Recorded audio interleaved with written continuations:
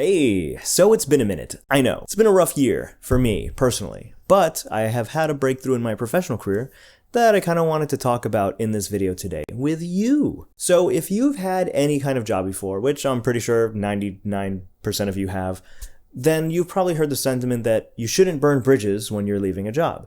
If you have worked in a job that you liked, you probably wouldn't hear the sentiment that much though, since, it's what you usually hear from your exhausted friends and family who are trying to stop you from doing something crazy on your way out, right? It's your friends trying to remind you, please, leave on good terms. Don't burn any bridges. You may need them in the future. And you should probably take this advice in most cases, right?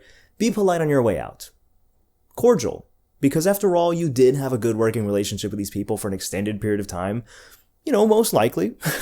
So you'd want to be friendly with them, right? But what if you didn't have a good working relationship with them? What are you supposed to do if you had a manager who mistreated you? What if a company that you worked for mistreats you and disrespects you? Are you supposed to be the one that is maintaining the peace for professionalism's sake? I don't know. I personally don't think so. I had a manager at one point in time that was just not a people person. Didn't know how to control their emotions in stressful situations. This person started our professional relationship by saying something about our other coworkers along the lines of, well, you don't have to like your coworkers. Which is kind of just a weird thing to say to someone you just met that week. Like, what's that supposed to say about me? What's that supposed to say about the future of us working together? Do you not already like me? I have no idea what you mean by that. When I would make mistakes with this person, they would blow up and throw their arms around and slam tables and be verbally abusive at times. I would have to confront this person privately and tell them that their behavior was just not acceptable, regardless of mistakes that were made. It just wasn't professional. I had to sit them down like a child in meetings and tell them, you cannot be rude or berate me. That's crazy. And having to maintain a sense of normalcy with someone like that after you leave a position for the sake of a reference or something like that in the future doesn't seem worth it to me. The mental toll that it could take is too much to bear, simply. If you're underpaid, overworked, verbally berated, and not listened to by your employer or your manager, I don't think you have to maintain this relationship in any way, shape, or form for the future. My key takeaway from my experiences is simply, some bridges might be worth burning. And I don't mean crashing out, burning the place down on the way out, but you also don't need to be setting your sanity aside for the sake of professionalism. Be nice on the way out, sure. Give them that, at least. But set a boundary with yourself. Be firm about it. If they try to reach out to you after the fact, you don't really have to feel obligated to respond. It's okay to not want to associate with people that mistreat you. And just as an addendum to that last section, when I brought this man into a meeting to tell him, hey, you can't be talking to me like that anymore, the one thing he could say to me was, oh, sorry, I'm just an emotional guy. Like, yeah, bro, same. I'm an emotional guy too. I think we're all kind of emotional at times. However, as adults, we can control our emotions and not lash out at people in a professional environment. That's just not normal behavior, bro. Like, you can't do that. You can't be doing that at work. If I had my coworker who is a junior to me, if they made a mistake on something, I wouldn't be at their desk yelling at them, banging on the table, putting them in a meeting, asking them for 10 minutes, why did you make this mistake? No, we would just, hey, this is what's wrong. Let's move on. Here's how you fix it. Cool. Easy. That's all I'm asking for, man. That was all I wanted. Like, you didn't have to go off on an emotional tirade. You need to go to therapy or something. Like, that's just crazy to me.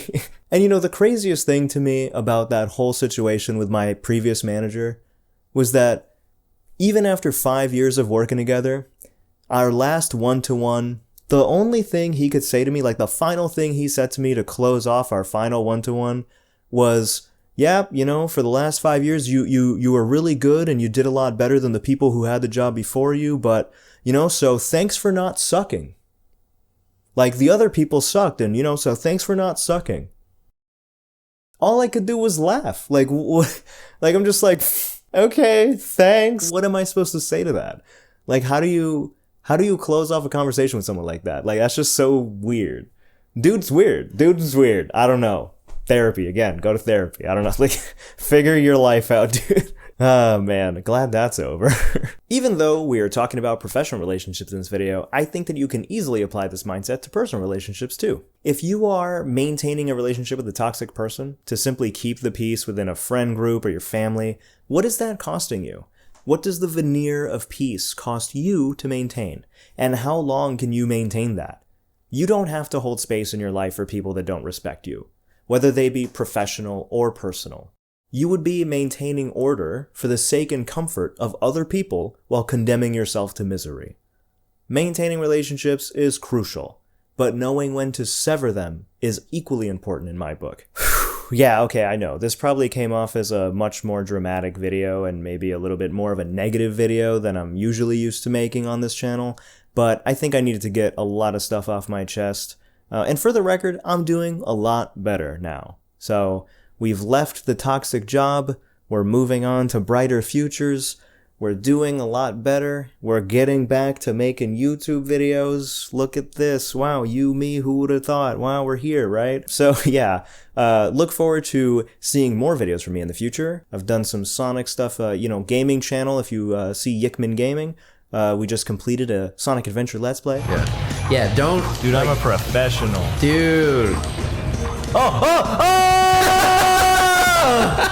Wait, what is this? Wait a minute. This is What are a you talking voice. about? What are you talking about, Danny?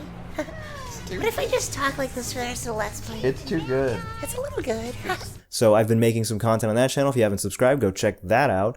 But yeah, look forward to more videos in the future.